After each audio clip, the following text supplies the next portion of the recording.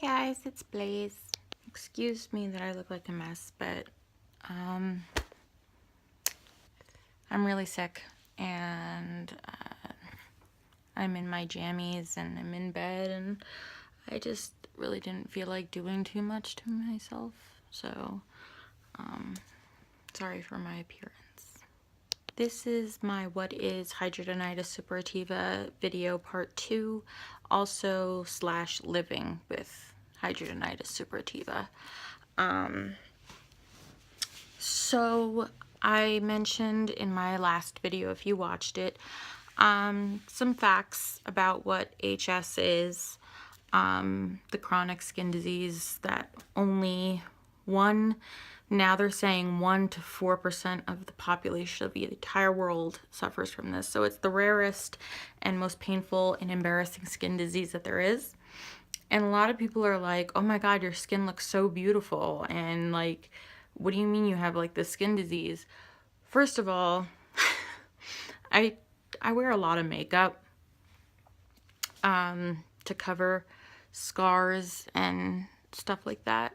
As you can see, I'm not really wearing that much makeup. So, also, hidradenitis suppurativa, a lot of the times it doesn't affect the skin that you can visibly just see in pictures. Like I said, the most affected areas are the groin region, the breasts, or chest in general, and the underarms. You just saw the 2 pictures that I posted. The first one was a sore that I have that's like this big, and it's one I've had for a year now, a little over a year now, and that's the one that's kind of given me the most trouble. It's kind of like a blood blister, and I'm gonna warn you ahead of time that it gets a little graphic, but nothing, you know, like, I guess all that gross. So I'm letting you guys into something that is very personal to me and very embarrassing and very painful and very difficult to talk about. So, yeah, I'll tell you a little bit about that. So that sore is on my right inner upper thigh, and it showed up out of nowhere last year, and it's opened up many times. And when my sores open up, I have to kind of run to the bathroom because it's easier to clean up blood from hardwood floor than it is carpet. And pretty much if you've ever seen a really gory horror movie or like CSI episode, there's a lot of blood involved. I mean, if you go through my kitchen, my bathroom, my mother's bathroom, the main bathroom downstairs, the guest bathroom, with like luminol, you would think several people have been murdered in my house from the sores that have opened up in my body. Tons and tons and tons of blood comes out of these sores. And at first it was really scary to me because I was like, oh my God, I'm gonna bleed to death. But now that it's become more of like, all right, I'm not so scared of it anymore because it's like a normal thing, and I know that it's more of a normal thing. So now that I'm more educated, and the fact that it happens so often, it's kind of like I desensitize myself from looking at my own blood, because I can look at other people's blood, it doesn't bother me, but looking at my own blood, not really a big fan of that. The second picture that you saw in the beginning was actually a spot where I've had to have a couple different surgeries on that is literally right in the middle of my chest. Those sores flare up like once every other month. And it's like a straight line down of just like 2 or 3 different sores. And they're that spot is really, really sensitive, and it's very, very painful. And so if they look infected or whatever, antibiotics do not work most of the time for HS, and doctors don't know what else to do but put us on antibiotics, and it's destroying our body.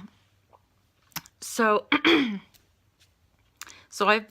I'm on antibiotics constantly, but it doesn't do anything. So yeah, but I've had to get them opened up a few different times, and almost every single one of the surgeries that I've had on my sores or for my sores, okay, first of all, I was never put to sleep, and I think only one time was I numbed for this. So when they are cutting me open, I feel everything. I see the scalpel, and I feel everything. And they've cut me open on my chest, my breasts, my, you know, those parts. And it's gotten to the point where it's happened so many times that the pain doesn't really get to me anymore, as much as it used to.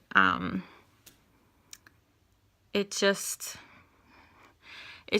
more just like a pain in the ass. For me personally, my sores I've noticed, they tend to flare up a lot more, well, especially around menstruating time. But that's like with all the females, that's a really bad time. But it seems to be during the warmer weather that they're more active, because the sores come from having clogged sweat glands and pores and stuff like that, and that's kind of what creates the sores. So they tell you if you have hidradenitis suppurativa that you should avoid the sun as much as you can directly. You shouldn't be sweating at all. Anything that will make you very, very hot or clog your sweat glands or make you overly sweat, you kind of have to avoid, because that will make more sores appear or it'll make them worse. So yeah, that's just another reason why I hate the heat is because that happens. When you have HS, your body has to remain like completely sterile at all times. I know I mentioned that I take my Epsom salt baths every single day with my Hibiclens, which is an antiseptic body wash. Instead of using regular body wash, I gotta use that. My mom has like a whole entire section in her room dedicated to like first aid stuff. We have like a lifetime supply of gauze, different size gauze pads, made out of different type of textures, Band-Aids of every shape and size that have antibiotics in it, that don't have antibiotics in it, just a plethora of stuff that is dedicated just to the problems that I have with this disease. And now I'm sharing more of my personal experience with it.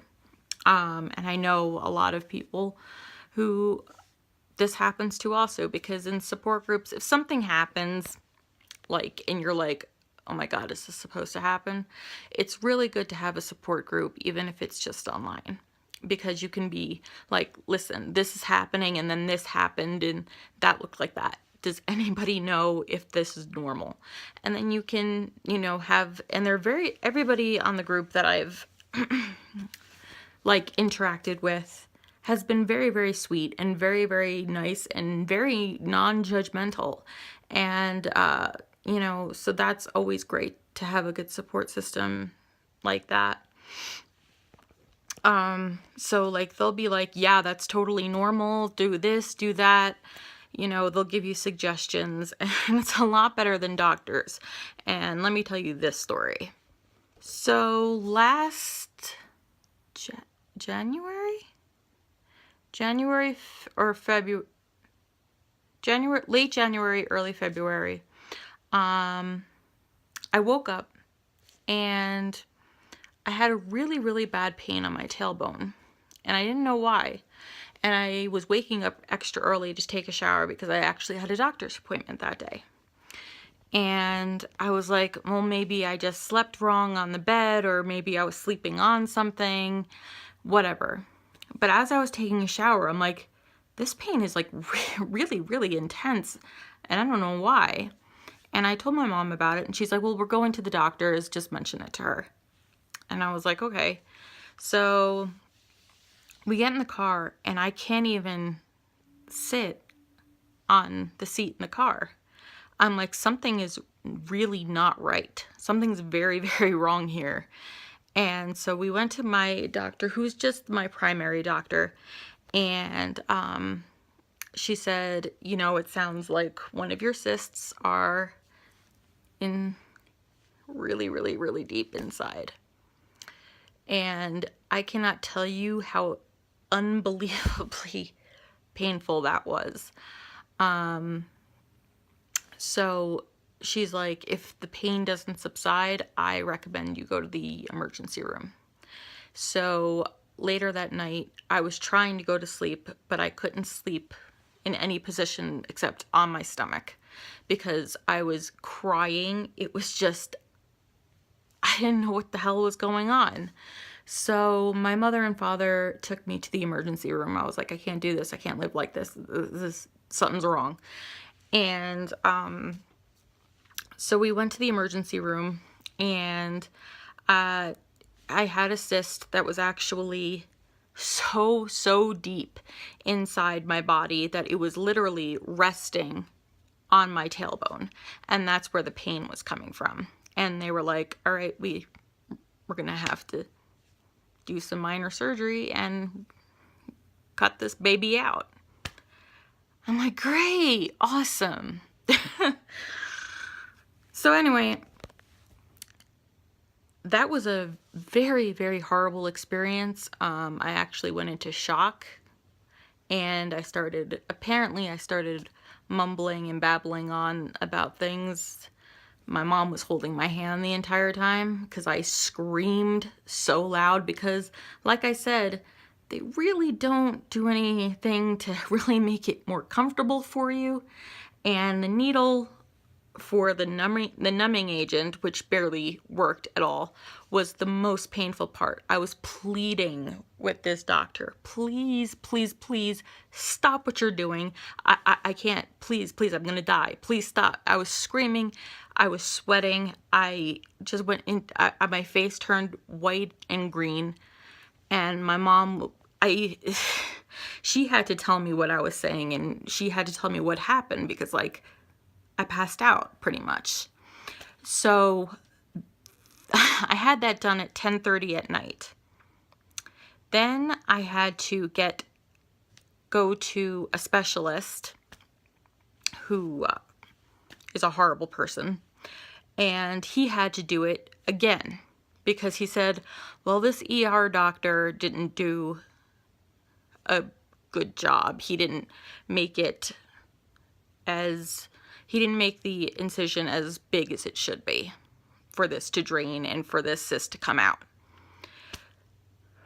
And that was at like 8:30 in the morning. So from 10:30 at night to like 7 or 8:30 in the morning, 2 surgeries, same spot. Anyway, so for the next month, this was horrible. I had to take 2 baths 2 baths twice a day. I had to take a bath twice a day with the antiseptic stuff. And they actually put packing in where they had done the surgery. And they told my mom, basically, you're going to be doing this for the next month. You're going to have to pack, sterilize. They showed her everything to do. They gave us all the tools, the sterilization stuff, the packing. And my mom literally twice a day had to pack and unpack my tailbone. And I still have a scar there. And they said that there's a 50% chance it might come back. Please, please, please, gods, don't come back.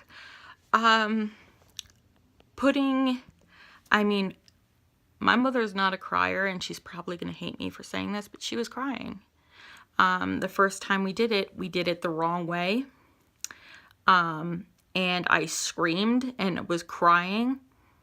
And she put me in the bath, and I overheard her on the phone with my grandmother, and she said, "I'll never forgive myself." And she was crying. And she's like, "I hurt my child, and there was nothing I can do about it, and I'll never forgive myself for this."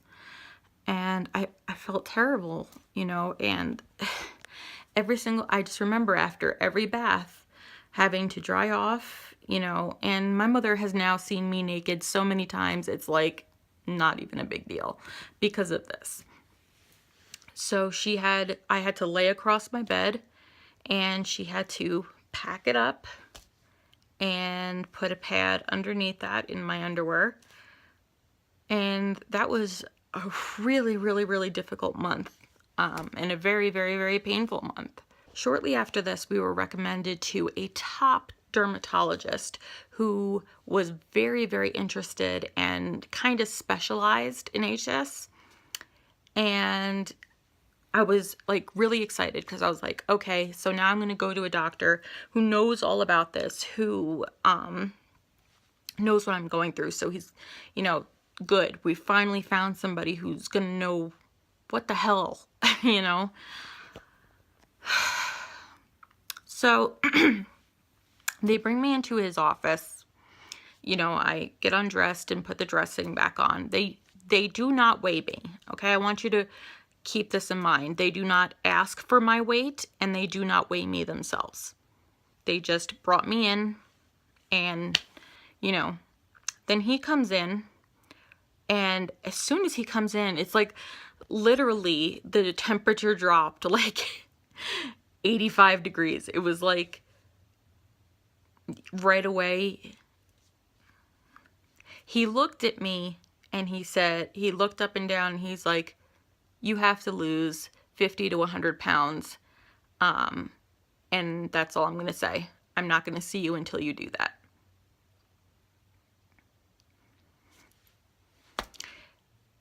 He didn't know how much I weighed and was extremely cold about this. And I said, "What? This keeps happening. What am I supposed to do in the meantime about this? What am I supposed?" He said, No. He wouldn't even let me talk or explain my symptoms. He says, "I'm not going to treat you. I'm not going to see you until you lose 50 to 100 pounds. This was supposed to be a doctor who specialized in this, who was compassionate, who was smart, and he was one of the worst doctors when it comes to bedside manner that I had ever been to, and I will not be going to him ever again. Like, what the hell? You're gonna let me suffer because I'm overweight? And yes, a lot of people with HS are overweight, but I know, and I've seen people who suffer from HS that are 120 pounds soaking wet. So, of course, losing weight won't hurt at all, but it's not going to help it, and it's not going to cure it. So he gave me a cream for the scars on my face, which doesn't work, by the way. and was just like, all right, yeah, I could see you have acne scars on your face, but that's all I'm going to do for you. I was like, I'm not here for the scars on my face. I'm here because I have sores all over my body that are killing me.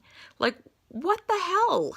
I'm going to try to end this video now because I went kind of more into a direction that I didn't really mean to.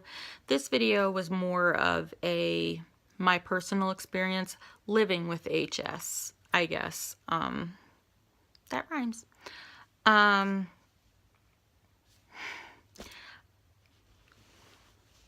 Like I said, this is a very sore subject for me. Get it? A sore subject. It's a very embarrassing subject for me. It's one I do not take lightly.